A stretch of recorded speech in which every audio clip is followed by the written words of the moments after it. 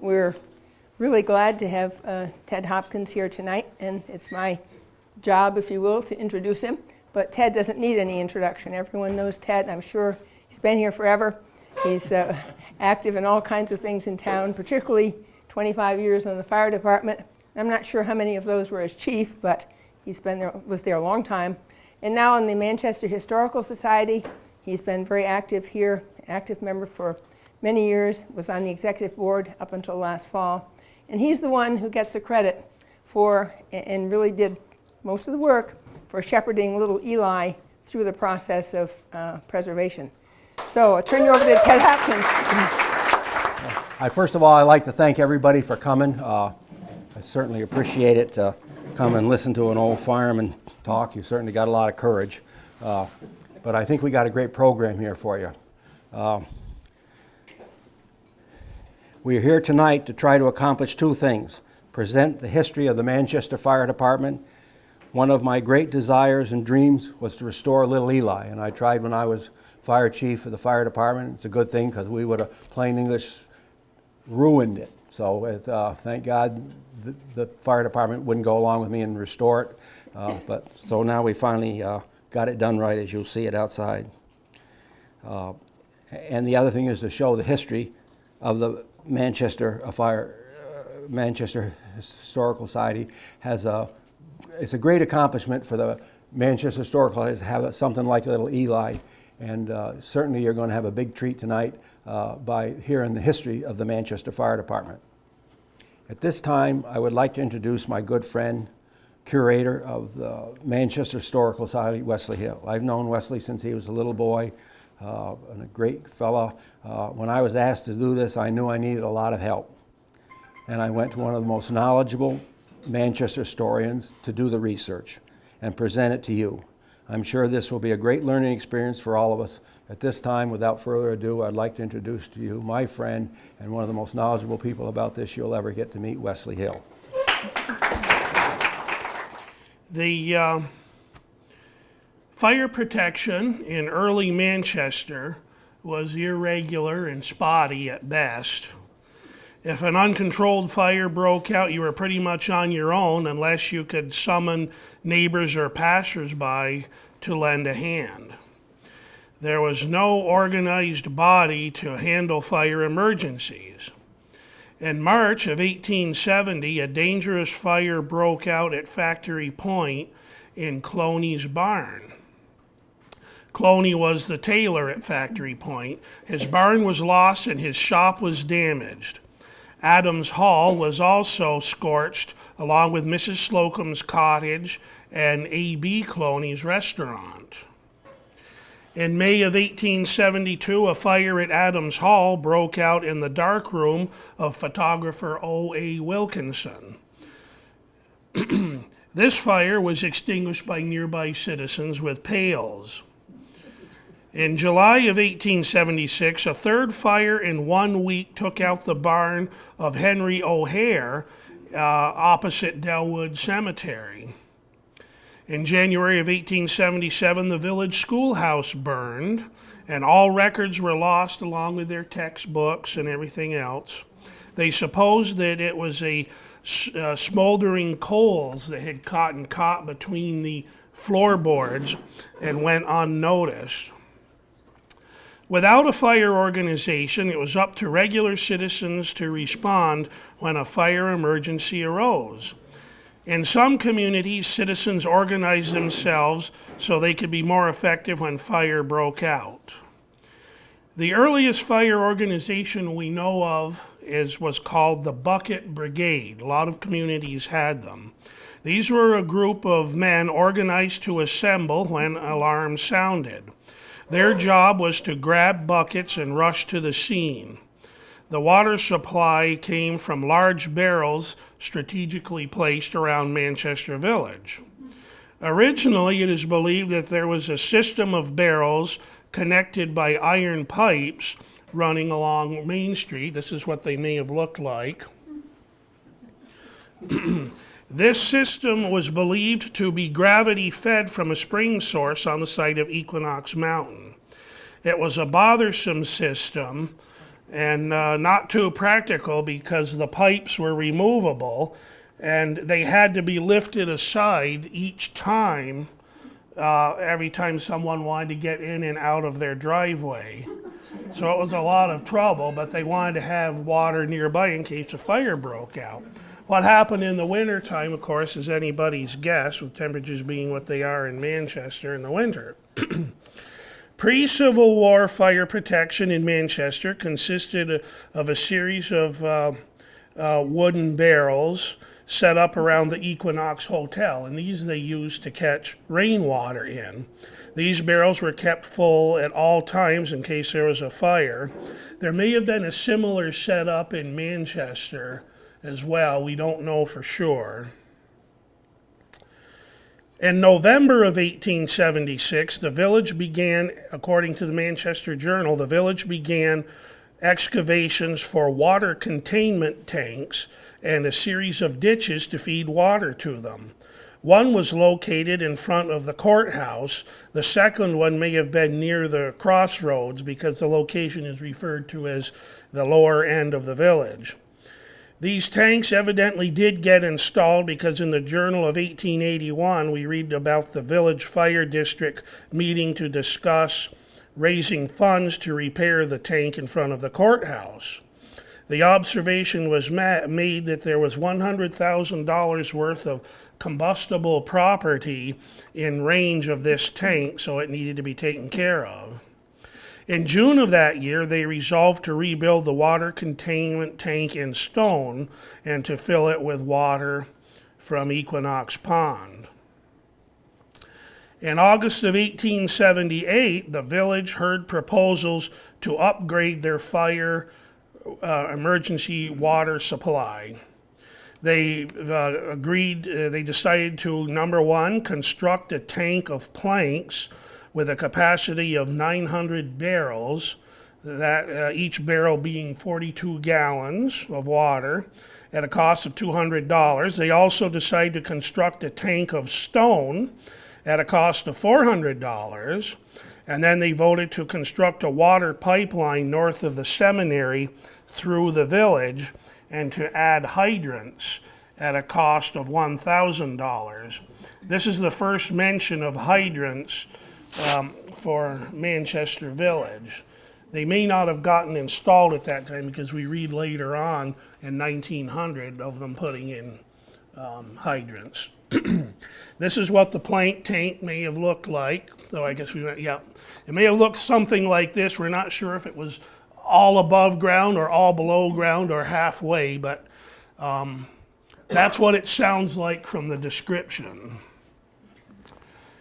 In November of 1876, the Bucket Brigade held a practice drill using a new four-wheeled pumper given to the village by Charles F. Orvis.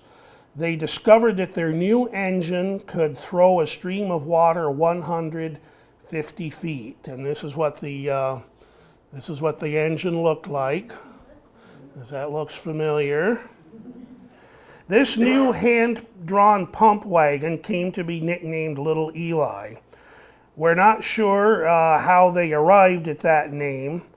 It's possible it had to do with the name of the pump manufacturer, but we don't know. I don't know anyway. But this engine still exists today, still owned by the Manchester Fire Department. And last year it underwent a fine restoration, and Mr. Smith will talk to us about that a little bit later. Continuing on with our history, on November 30th, 1876 issue of the Manchester Journal, we read that the boys have organized a fire company. They held a meeting in the courthouse and adopted a set of bylaws and elected a group of officers, and they named their organization Udine Engine Company. It may also be pronounced Udine, we're not sure. A man named A.J. Hurd was foreman, and the assistant foreman was Mr. Charles F. Orvis, the donor of the fire engine. This new company consisted of two smaller organizations. One they called Hook and Ladder Company Number 14, and the other one they called Hose Company Number 14. In February of 1877, Construction of a new firehouse was begun on a site next to the Congregational Church, and that's what it looked like. In 1879, other local citizens had joined the fire department. Jesse N. Hard, Hiram Eggleston, Earl N. Fowler, a lot of these gentlemen from earlier Manchester history. And they began to assign positions like assistant hook and ladder foreman, pipe men, and assistant pipe men.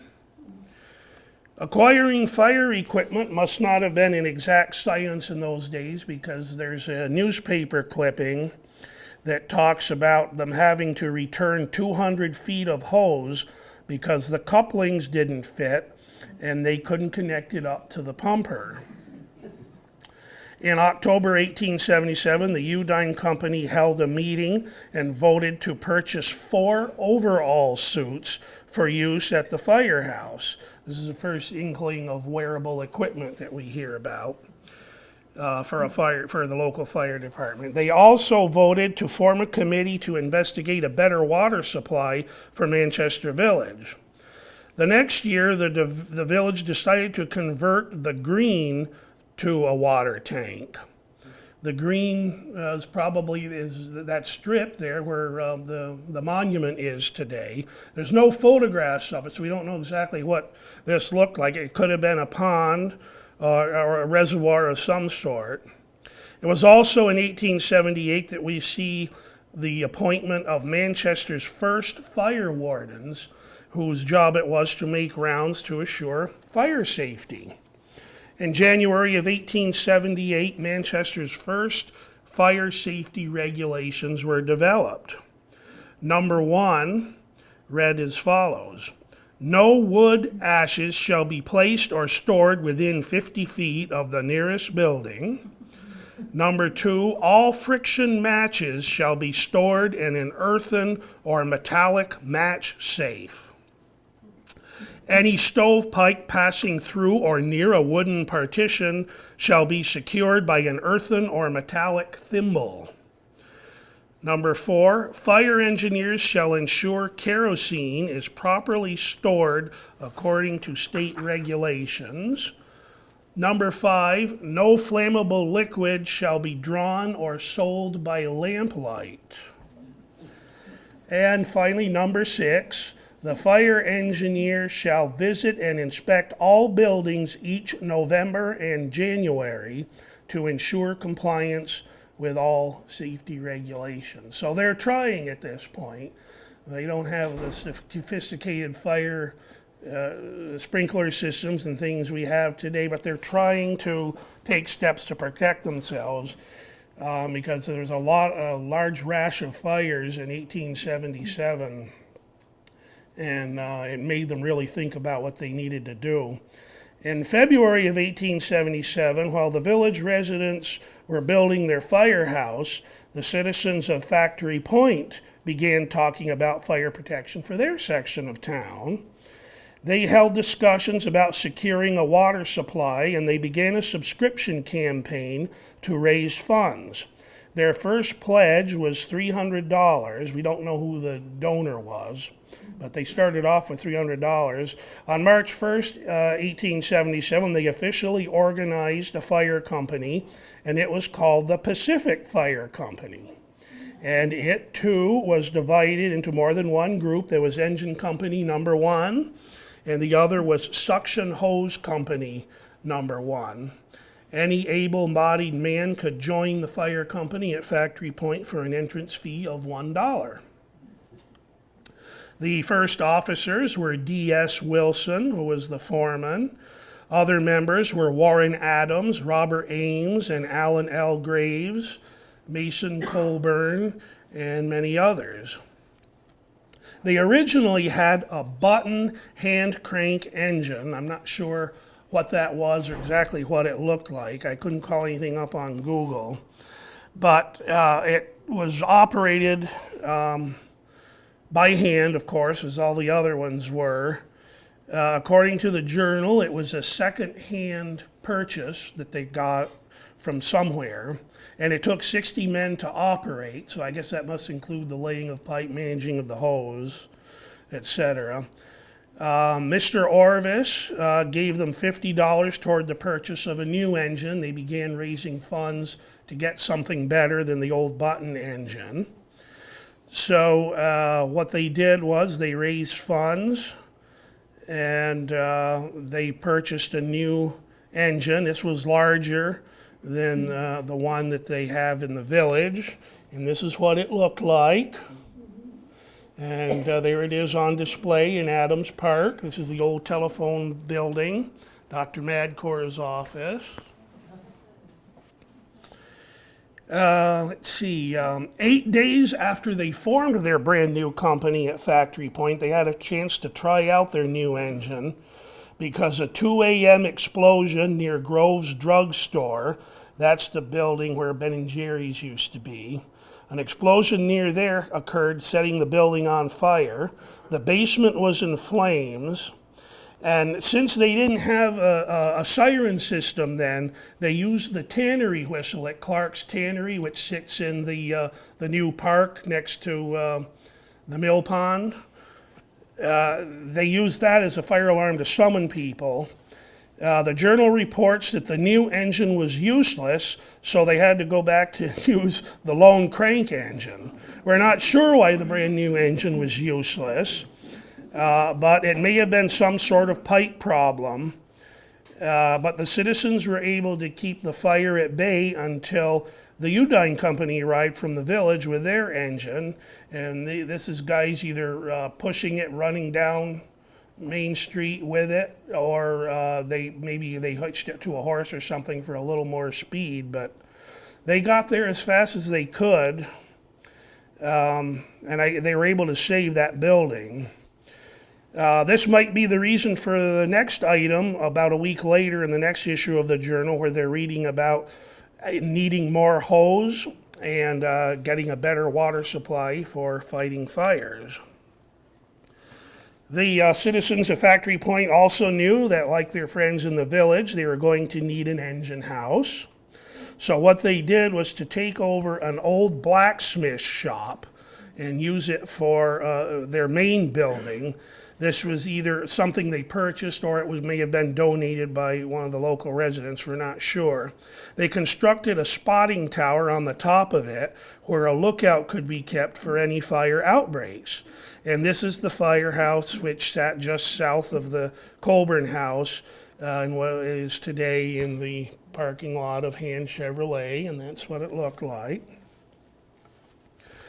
By March of 1877, $200 had been pledged for the additional hose, and the company got together and decided they wouldn't place the order until all the pledges were in. And eventually they did get their additional hose. In April of 1877, a spirit of cooperation set in, and the Pacific Company in the center and the Udine Company in the village began to practice drilling together so they could be more effective at fighting these fires.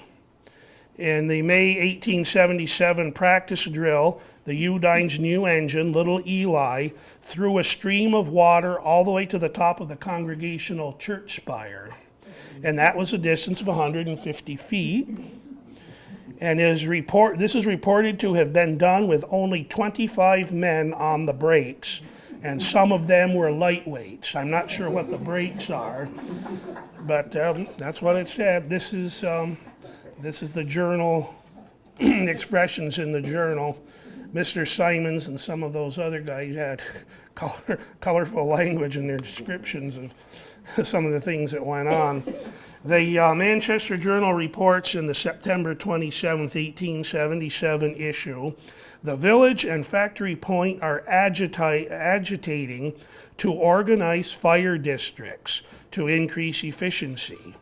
In September, petitions were circulated to bring this about. And in December of 1877, the town of Manchester was organized into fire districts. The village selectmen laid out Fire District Number 2, which included School District Number 3, And this is the area that encompassed all the village core where the Equinox is and the courthouse. They next laid out Fire District Number 1, which took in all of Manchester Center and Manchester Depot. By 1880, the Pacific Company had 60 members, and C.A. Bundy was the foreman. According to the Manchester Journal, the new company attended what's called a fireman's muster. And this was an event held in Rutland in July of 1878. This was a competition between regional fire companies. The Pacific Company is reported to have done well, but the chamber burst and Frank Archibald was injured. I'm not sure what the chamber was, but it must have had something to do with the pumping mechanism that built up pressure. In 1879, the Pacific Company saw a need to have uniforms.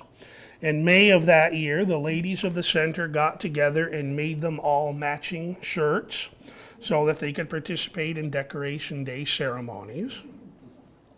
Throughout the summer of that year, they held fundraising benefits to raise money for complete uniforms. On August 7th, 1879, they held a lawn party and promenade, along with an open-air dance. And then the following month, Warren Adams sponsored another lawn party. And in 1880 and 1881, they had more events to raise money. And in their August 1881 fundraising event, they raised $150 for uniforms. In September of 1881, the Pacific attended the muster at Chatham, New York, and they took first prize in the competition, and the news was sent back to Manchester by telegraph. And so when the company arrived back the next morning on the 4 a.m. train, they were met by the Manchester Depot Drum Corps. Yeah, and they had a large crowd of people were there with them, and they held a victory procession all the way back to the firehouse, and then they enjoyed a large breakfast with everybody. So the fireman's breakfast tradition goes way back, and they had won a $250 prize, and that went into the operating fund for more equipment. The Pacific Company continued to participate in firemen's competitions throughout the 1800s. In 1881, they won a $200 prize at Wynn Hall and arrived home for a big oyster supper at Estabrook's Opera House. For those of you who don't know where that was the Factory Point Bank building. In 1884, they took first place in another competition at Fairhaven. The Factory Point Pacific Fire Company was an active group. In 1879, they began holding annual receptions for the public. And this is what the invitations look like. On March 15th, 1882, they held a reception at the Village Music Hall. And here's an invitation for that, a whopping $1.75 got you in. All firemen were requested to arrive in their full uniforms. This is an invitation from the 1886 event. This time it was being held at Estabrook's Opera House. And we can see it's different men on the department at this time. But a lot of them, Mr. Lou Jean, he built the building where the consignment store is. And Bundy built the brick building where Ben & Jerry's was, I think. Somebody may have to check me on that. But these guys, in their spare time, they volunteered their services to protect Manchester against fire. On August 30th, 1883, the Pacific Company held a fireman's muster and hose competition right here in Manchester. And invitations were sent out by President Robert Ames, and the prizes were totaling $400. And this is what that looked like. In September of 1884, a fire at Dr. A.W. Brown's barn on the site of what today is 3407 Main Street in the Village. This was the former Frayling-Hewson property where the old Elm House stood. That barn was destroyed by fire, and it caused the Village Fire Department to look for more fire protection solutions. The tank in front of the courthouse, they decided was too far away to save the barn. So after purchasing additional hose to run for longer distances, they resolved to construct a series of fire ponds around the village so no building would ever be out of reach of water. Instead of building the ponds, however, they decided to buy iron tanks. So they went to a man in Sunderland named Charles Canfield. They bought 7 100-barrel tanks. I don't know what happened to the tanks. We don't know if they were kept above ground or underground. We don't have any photography of them, but at least they're trying now to be more efficient at this point. And the journal pronounced at that time, this is March of 1887, every part of the village can now be reached with fire protection water. Manchester's fire water supply system continued to evolve and expand as time passed. In January of 1889, the village voted to install a tank on Prospect Street. And they also decided to lay an iron pipe from the courthouse tank down to another tank in front of Mr. Fowler's house. I didn't have a time to check what house that was. But in 1900, they began to replace the storage tank system with a hydrant system, according to the journal. Hydrants were discussed back in 1878, but we don't know if they actually did it back then. But now in 1900, the journal mentions hydrants being installed at Lone Pine and the very first hydrant on Taconic Avenue. As time passed and technology improved, Manchester's fire management changed with the times. Manchester's first motorized pumper was a 1917 Ford, purchased by the Pacific Company at Manchester Center. This engine, when it fell into disuse, was later sold off and replaced by a newer model. This engine is still in existence. It's on a farm in Rutland being stored in a barn. It spent many years as a hay transport vehicle, so they took the sides off of it. But I'm told the cab and frame are still intact, although it hasn't been run for years. In 1926, the village of Manchester purchased its own motorized engine, and the firehouse was enlarged and widened. The door was widened to accommodate it. It was also in 1926 that the village voted to keep an 8 to 10 man crew on a permanent call to respond to fires, and they installed special alarm bells in each of their homes. Things continued to change as time passed. For instance, the old Center Firehouse was moved to the top of Center Hill in July of 1921. There it is going up. Where is that exactly? Is that on? Have they turned on to Route 7 with that? Before,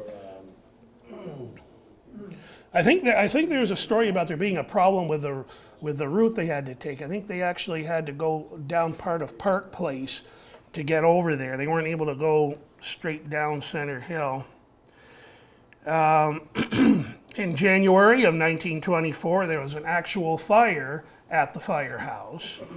Apparently there was a problem with a stove and it burned part of the roof off of the firehouse. They must have restored it because it's still there. The old Pacific pump wagon was then kept in the basement of the Roberts Garage at 5081 Main Street. That's the building where Zippy Chicks is today, the former News Guide building. What happened to the original wagon pumper, you may ask? We are told it was traded as part of the payment to the supplier of the new Ford engine. It may have ended up as a hay wagon, but I would rather think it survives in a museum or a barn somewhere waiting to be discovered. According to Mrs. Otis, it was in 1931 that Manchester voted to maintain a force of paid firemen to be on standby at all times. Manchester's first electronic siren was put into operation in 1927 at the village. Central control switches were set up with the telephone company. So in those days, if you had a fire, you called the phone company, you didn't call the fire department. In earlier years at Factory Point, the shift whistle at Clark's Tannery, as we already discussed, was used as an alarm signal for fire outbreaks. They also used the Baptist church bell to signal a fire outbreak. And they used the Congregational church bell in the village.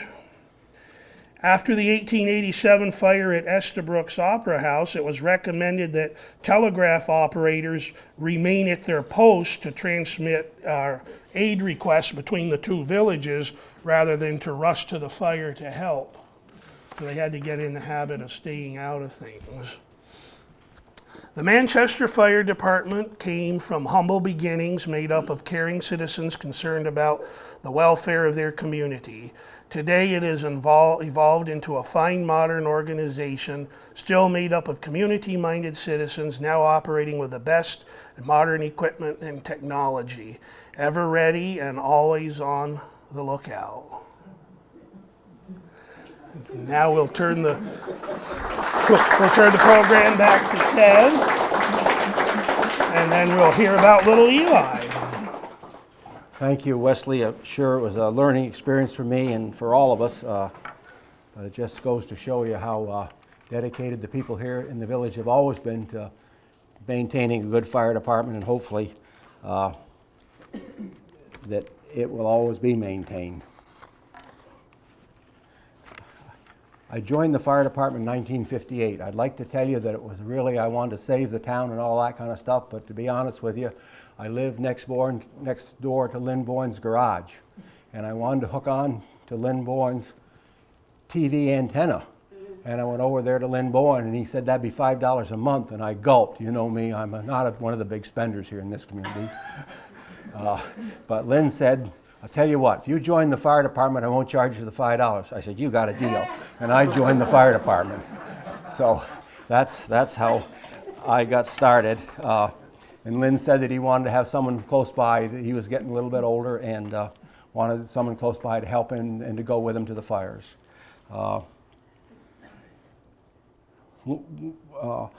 He was fire chief for over 20 years and a remarkable man. Some of my memories of the old firehouse, now Wines by George, I got initiated. That was one of the things about it. I want to tell you one of the things about the initiation. They got you in there and they told you that you had to be able to handle height. So they blindfold you, and two guys and they had a platform, and they raised you like that, and they shook it like that, and you'd swear to God you were up 20 feet. And finally they said, jump.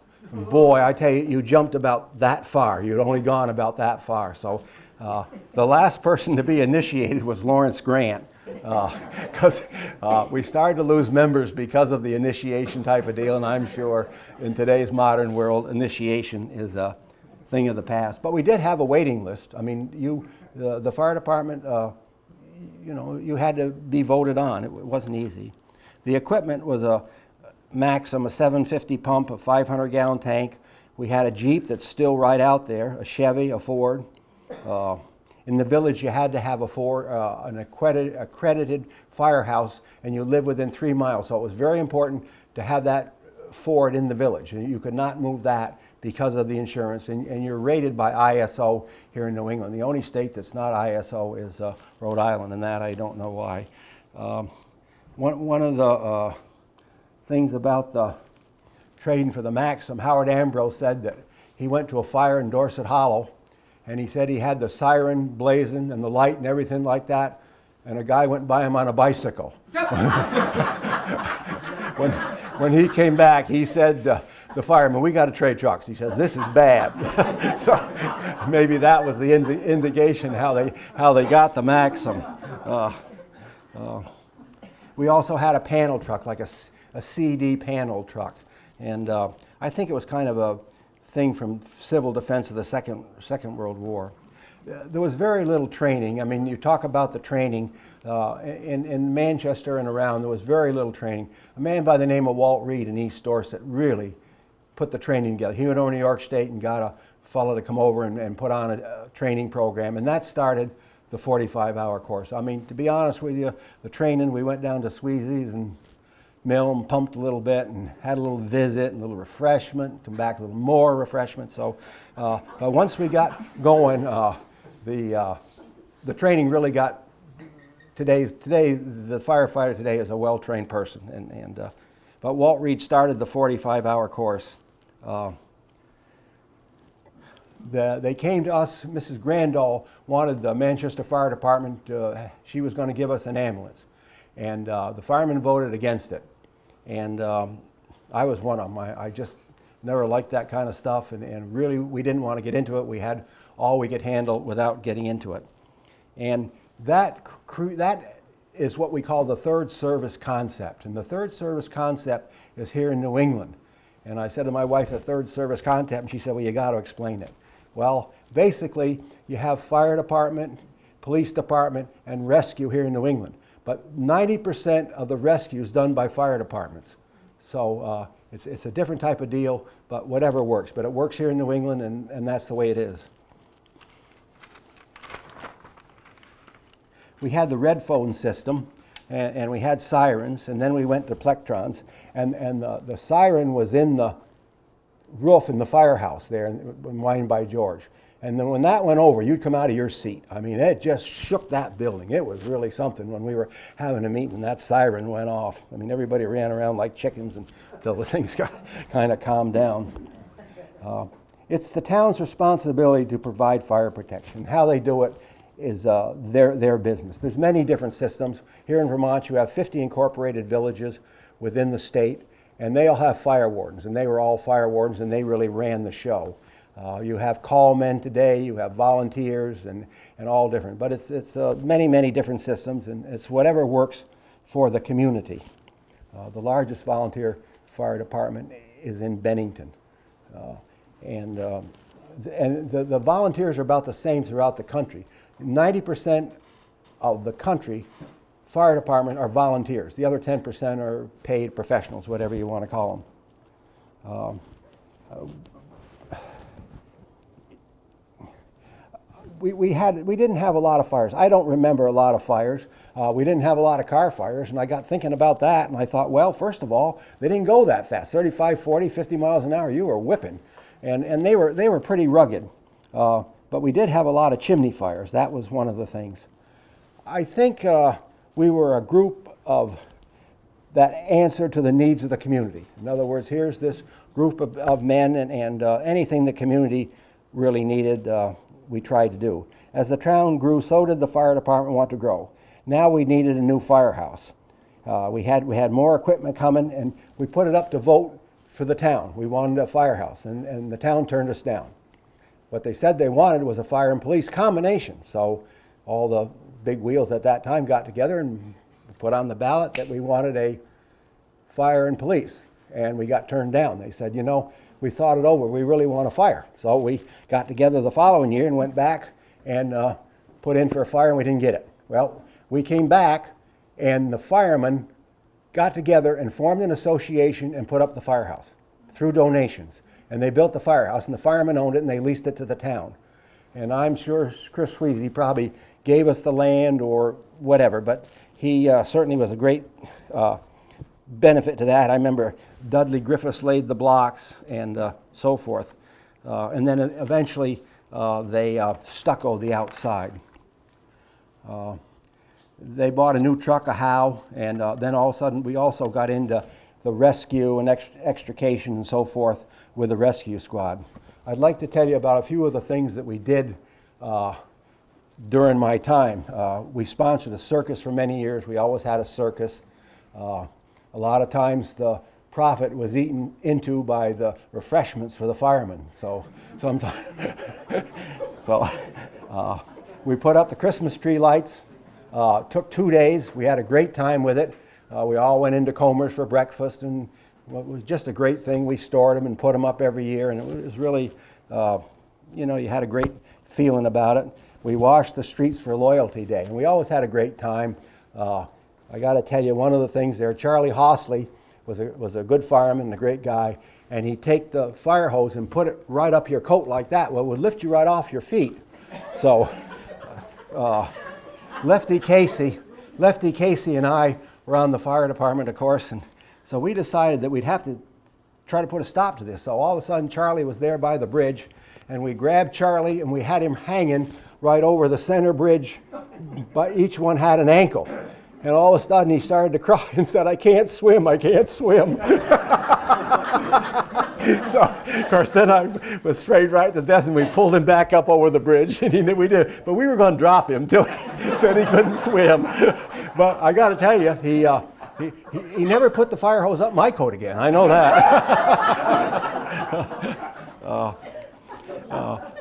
We had 4th of July dances. We used to direct traffic at the horse show. And then all of a sudden, one of the things that we did that I was always very proud of, that it was Vermont's turn to provide a Christmas tree to Washington. And where did they come? The Manchester Fire Department.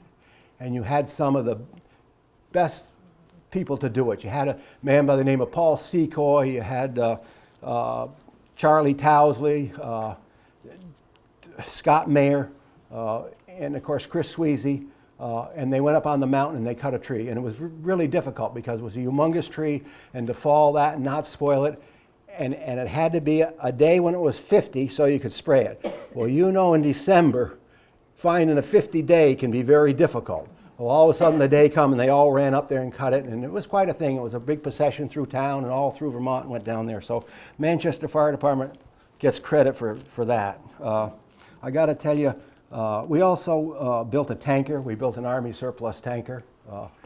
We got it from I think the federal government, and we worked on it. We had a quick dump. At that time, we had portable tanks and dumped the water. One time there was a fire on McCooey Drive. It was a chimney fire, and of course I only lived 300-400 yards from there, and boy, I got in my truck and I ran over there, and I got out of my truck, and the flames were coming right out, and you hear a roar.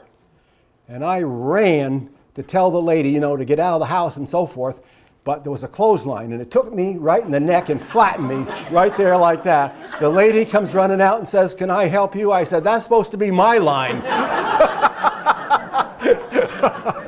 Little embarrassed for your hero to be laying flat on the lawn.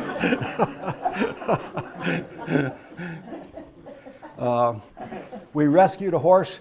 Flowers had a swimming pool, and a horse got in there, and we got that horse out. That was considerable. It took the whole company to get straps underneath it, and he was thrashing considerable, but we did get the horse out of the swimming pool. One of the classy, you know, you talk about people leaving the building, but when it's burning, one of the classiest exits I ever saw in my whole life many years ago was a man by the name of Furplake. And Furplake was heavy into the refreshments. And Furp lived in a trailer, and we went down there. The trailer was on fire, and all of a sudden we got there and we ran in, and Furp comes running out in his long red underwear, jumps on his snowmobile, and leaves the scene. Now that's what I call a classy exit. Frank Campney worked for me, and I always tried to sell Frank Campney a ticket. The Orvis Company donated a fishing rod, and I tried to get Frank to buy a rod. Well, each fireman had to buy $10, each had to sell $10 worth of tickets. And of course, none of the firemen wanted to sell them, so they just bought them. Well, every year a fireman won the fishing rod. So Frank says, "That's fixed." He says, "The firemen decide who needs a fishing rod. I'm not buying a ticket." So our raffle wasn't all that good.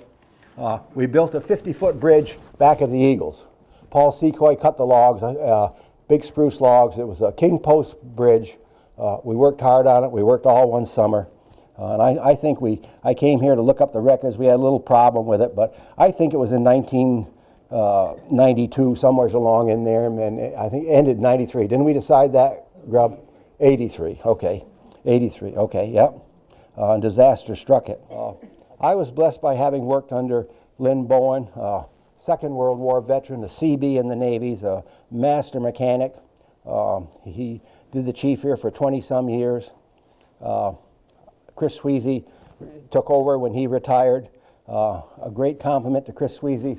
I always thought Dudley Griffith said he's the kind of fire chief that can tell you to go to hell and you look forward to the trip. And how much more could you ask for? And I also worked for Joe Harrington. I will always be holding to the town of Manchester, and especially the Manchester Fire Department, for giving me some great experiences.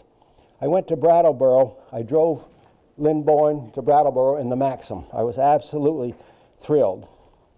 I was so impressed by the Vermont State Firefighters Association and I wanted to be part of it. It's the second largest organization in Vermont. I worked through the chairs and became president. I represented Vermont on the first meeting ever of the volunteer firemen. There was never a meeting in this country of volunteer firemen. And the federal government decided that 90% of this country was protected by volunteer firemen, and they had no say. They didn't know anything about them. So I represented Vermont and went to that meeting. It was really outstanding. They formed the National Volunteer Fire Council, which today is a very, very powerful organization that lobbies in Washington, and that's why the firemen have the benefits they do, is because of the National Volunteer Fire Council, and I was Vermont's first representing that. I was invited to a world fire meeting, and it was really interesting. People, firefighters, volunteer firemen were there from all over the world, and the way it came to be that a man in Japan was a prisoner of war during the Second World War. And when the war was over, he got into shipping, and he made millions and millions and millions of dollars. And his theory was that if you got all the firemen in the world together, all the volunteer firemen, their attitude in life was to save lives, not to kill people. So that this was one way to stop wars. And we were there for 10 days. They spoke in every language, all different kinds of food and something. So it was just a great, great experience to be able to do something like that. I'm still an active member of the Vermont State Firefighters Association. I've been probably 50, 60 years, somewhere along in there. And there's two things that in my fire time I had in my mind. One thing was to have little Eli restored. And thank God it's out there restored. The other thing I had in my mind was to have a monument for the emergency service people that are killed in Vermont. Just all of a sudden, these people lay down their life and they're forgotten. So right now at Pittsford, you have a monument that with these people's name cast in granite that'll be there forever. And right here in Manchester, you have 3 people that are on that monument. You have Dana Thompson, you have Gene Jotty, and you have Dale Long. So it's really, and so I keep telling them, that my time is getting short, and if we don't get the monument finished, you got to do it before I leave. So they got the monument finished, so now I can go.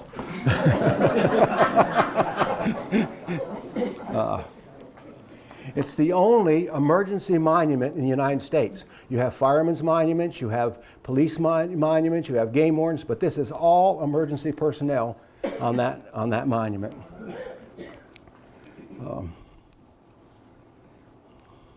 And of course, then little Eli is restored. All these great experiences were made possible by being a member of this great organization, the Manchester Fire Department. And I want to thank all of you for letting an old firefighter remiss. And I appreciate you listening to me and my stuff. So at this time, I'd like to introduce to you the chief of the Manchester Fire Department, Phil Bourn. Phil Bourn's the chief. He's a state instructor and a dedicated firefighter, and he will take us right up to the present. He's a hard act to follow. I've been following him for years. I've always tried to speak a little bit better than Teddy over the years, but he's a tough act.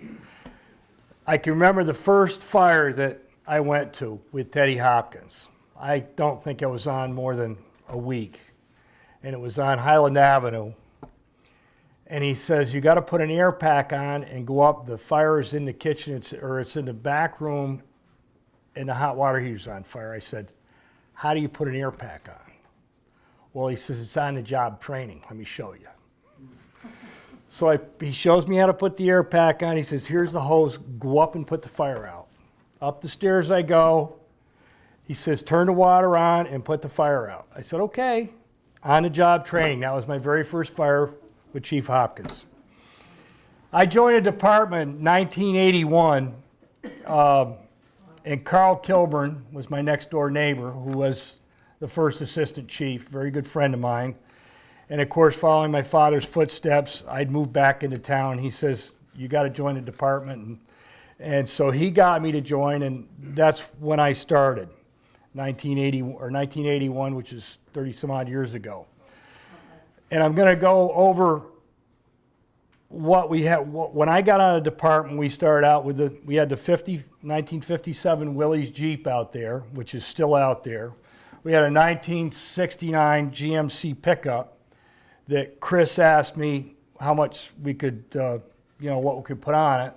And of course, we loaded everything on it we could possibly put on it, and you couldn't keep it in the road. And Chris says, like, what's wrong with it? I says, well, you got a 3/4 ton pickup that weighs 13,000 pounds. I says, we're going to have to take some weight off it. And so we worked around that, and we got, and then we had the Maxim, which Teddy had mentioned. It was a 500-gallon-a-minute pump and had 500 gallons of water on it.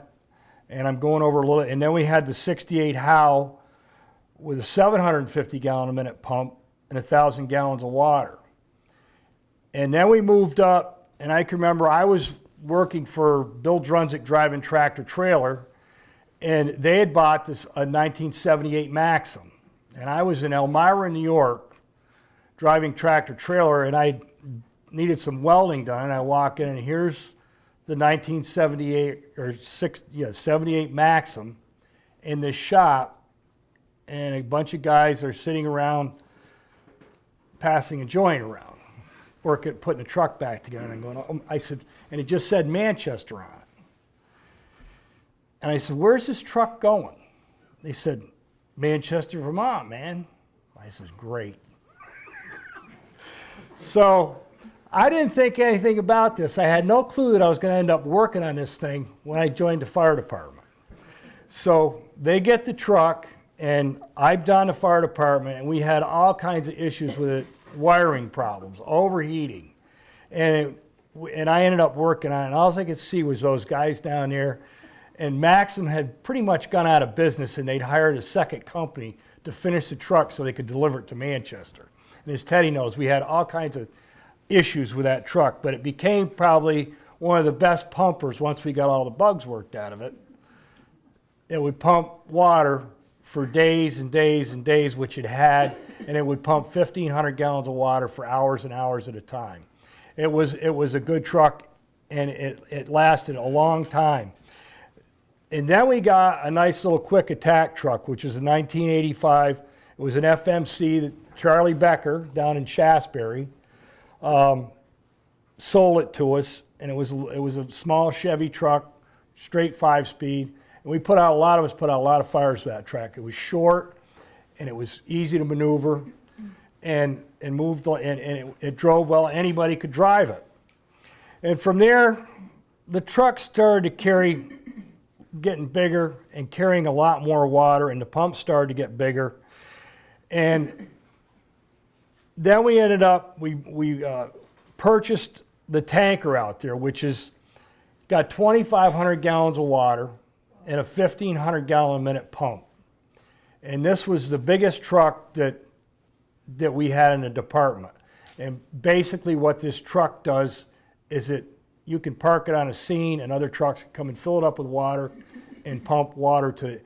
And I can remember the very first, right soon after we got it, we had a structure fire up just south of the golf course in the middle of the winter.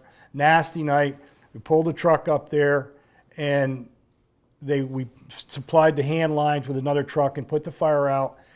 And the little girl that had gone to school at MEMS and taken our fire prevention program, and we harp on smoke detectors.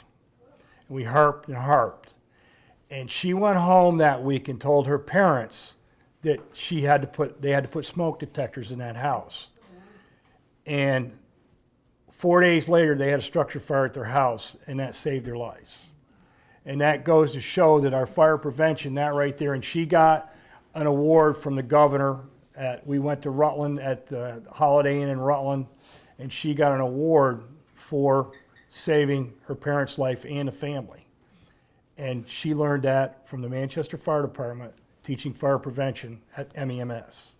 And I just thought I'd throw that in. I just threw that in there with the tanker. That was the first fire that we used it on. And I'll move on. It was getting harder down at the old station down there. Once the truck started to get larger, and we're losing more space, trucks getting bigger, fire station getting smaller down where it was. When you open up the compartment doors after a fire call and you're putting your air packs in, you couldn't walk between the trucks. So we realized we were growing out of the firehouse. So in 1993, we started looking at how and where we could come up with a new fire station. So we put a committee together, and Chris Sweezy was, again, the driving force behind this. There was Tommy Allette, there was me, there was members of, and Noel Caniglio, who was another driving force, and members of the rescue squad, members of the police department. We started putting our heads all together, and we came up with a solution. The property down there, the fire department owned the, I believe where the firehouse was, and the police station owned theirs and the rescue squad owned theirs. So combined all three facilities and put them underneath one roof. So Ben Hobbin approached us and wanted the property down there, but we didn't want to, the town didn't want to pass up the land. So working with the town fathers, we came up with a plan for a lease agreement to help pay for this facility. And it was a long, drawn-out process. It took close to 3 years to put this all together, many, many meetings. But the lease agreement that Mr. Hobbin put together with the town of Manchester, it put this place in it right where we're sitting now, and it became the police, fire, and rescue public safety facility. And in 1996, police department, fire department, rescue squad moved in here, and we dedicated this facility to a very good friend of mine, Chris Sweezy.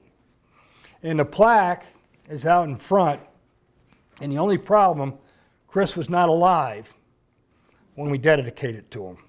He didn't live long enough to see this fire department and this public safety facility being built.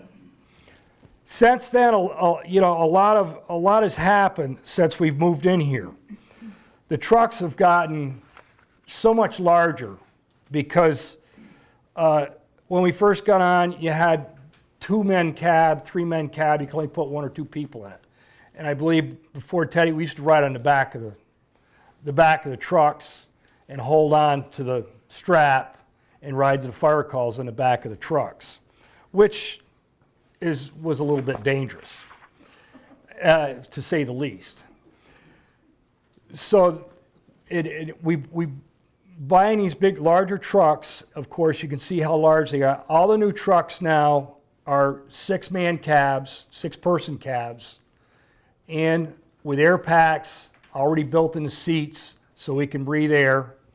And the personnel that are riding in them are a hell of a lot safer than they used to be 40 years ago, 30 years ago.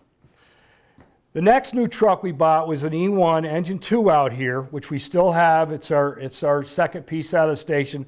That is also a 6-man cab, 1,500 gallons of water, or 1,500 gallons a minute pump, and 1,000 gallons of water. So as you can see from the early stages, we've gone from 500 gallon a minute up to 1,500 gallon a minute. And from when Wesley talked, we're going from Little Eli of taking and maybe pushing water 150 feet. These trucks will push it, you know, we can push water thousands of feet and pump a 4-inch water stream for miles with trucks and put out a lot more fire. But over the years, when I can remember my dad was on, it was cotton and wood and wool.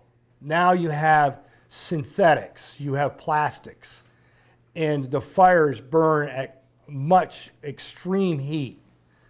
You know, the hottest fire you might have at 800 degrees. I've been in the burn building up at the academy with just hay, with my turnout gear, hay and pallets, and it can get up to 1,200, 1,500 degrees and 2,500 degrees on the ceiling.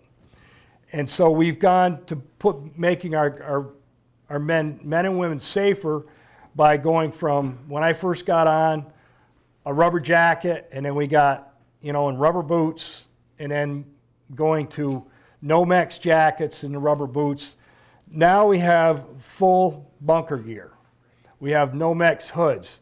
And when I first got on, you didn't wear anything over your ears because if your ears got so hot, it was time to get out of the fire. Now, you're so bundled up, when you get in and it gets so hot, you don't realize it because your gear is so much safer. So you have to be aware of how much heat is in the building when you're going in and fighting a structure fire.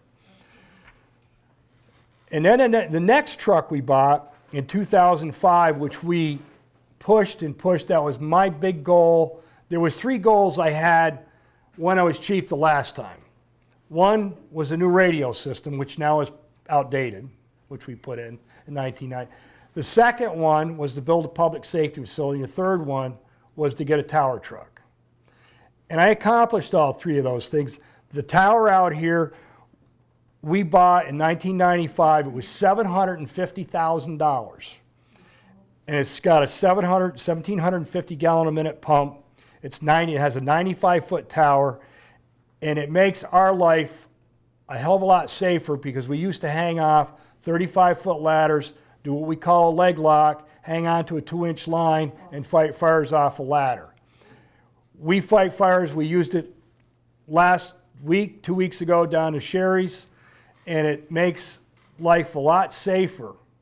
And I want to bring up that Scott Kilburn, who was the chief at the time, spent numerous hours. We raised close to $360,000 to pay for that tower truck. And through donations from all of you taxpayers and everybody, and then we took the loan out from the town of Manchester. We still have 2 more years to pay that off and to pay off the other new truck that's sitting out here. We combined all this. And as being chief the last, I don't know how many years, but it's become a job to run this department with budget and working with the town manager, the select board, and trying to keep everything up and running. And being able to buy equipment and keeping all of our men and women on this department safe. And the next new truck, it was a 2012, which is a Pierce Velocity, 1,500 gallon a minute pump, 1,000 gallons of water. That replaced the old 1978 Maxim, which we took out of service 2 years ago. 2 years ago. And it was still pumped just as good as any other truck out there. So what I'm saying is we've gone from smaller trucks, bigger ones. We have to carry, in the trucks, we got to carry so much more equipment on them. We have your rescue truck. We have tools on engine 2 for vehicle extrication. We have tools on the crash truck, which is Rescue 10. And it's just, it keeps more tools getting, and then we have from the early years, we have iPads. I mean, I can remember in my business 20 years ago, they're going to tell me I had to get a computer to work on a car. I'm like, yeah, right. And through the years of the last 25 years, the technology in the fire service has just gotten crazy. I mean, Captain Doherty comes up and Brian Porch and says, look, if we can buy these tough books. And then Jim said, well, what about an iPad for $500? And so we did, through our breakfasts and donations, we got 3 iPads. And they sit in the trucks. When the tone goes out, the trucks get an email. When the guys get in the truck, they push the button, and there's a blue line that comes from the firehouse and takes you right directly to the scene. I mean, how many years do we drive around and say, where's this place? Where we got to go? I mean, technology over the last, I would say, 10 years has gotten incredible. Riding in the cabs, we all ride in the cabs. We know we've gone from rubber boots to full bunker gear. The helmets are much better. And that, I say we have one of the best fire departments in the state of Vermont. And I have to say that Teddy was instrumental in it and teaching me. I took classes from him and from the VSFA. I became an instructor in 91, and now they call me the old fart, and I still teach. I taught last Saturday. I love to teach. I'm a Vermont State Fire instructor, and I love my job. It takes a lot of time, but the guys that you can't do this job with the men and women in this department or the support from the community, and we have a great deal of support in this community. And I'd like to thank for all of your loyal support, especially for your donations, your breakfasts, and we can't do it without you. And the other thing, Ted, I'd like to thank you, the Historical Society, for making all of this, and Wesley for bringing Eli back to life. Thank you very much.